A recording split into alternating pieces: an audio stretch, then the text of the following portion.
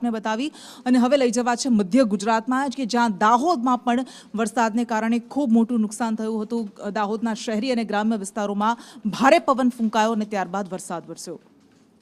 હેમલ પંચાલ વધુ વિગત સાથે આપણી સાથે જોડાઈ ગયા છે।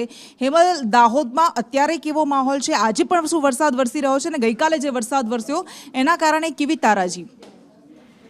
ચોક્કસ વાત કરીએ તો દાહોદ જિલ્લાની અંદર ગઈકાલે વાવાઝોડું આવ્યું હતું અને આજે એ જ માહોલ યથાવત છે। દાહોદ જિલ્લાની અંદર આજે વરસાદ જે છે તે વરસી રહ્યો છે। દાહોદ શહેર સહિતના આસપાસના જે વિસ્તારો છે, જાલજ છે, ગલાલિયાવાડ છે, રામપુરા છે, છાપરી સહિતના જે વિસ્તારો છે ત્યાં પણ વરસાદ વરસ્યો છે। તેવાની અંદર દાહોદ જિલ્લાનું ઝાલોદ તાલુકાનું જે અન્ય વિસ્તારો છે જેની અંદર લીમડી, જાલોદ, મીરાખેડી, કાળીગામ, રંધીકપુર સહિતના જે વિસ્તારો છે ત્યાં બાજુ વરસાદ હાલ પણ ચાલુ છે। પવનના સુસવાટા સાથે ધોધમાર વરસાદ જે છે તે વરસી રહ્યો છે અને ખાસ કરીને મહત્વની વસ્તુ છે કે વરસાદની અંદર જે નુકસાન થયું છે જેની અંદર દેવગઢ બારિયા તાલુકાની અંદર જે વાવાઝોડાના વરસાદને પગલે 2 લોકોના મૃત્યુ થયા છે અને તેવામાં જ 104 જેટલા મકાનો છે તેની અંદર પણ ભારે નુકસાન થવામાં પામ્યું છે। ત્યારે મહત્વની વસ્તુ એ છે કે લીમખેડા તાલુકાનું જે ચીલાકોટા ગામ છે ત્યાંની અંદર એક સાથે 30 થી 35 જેટલા મકાનોની અંદર આગ પણ લાગી છે।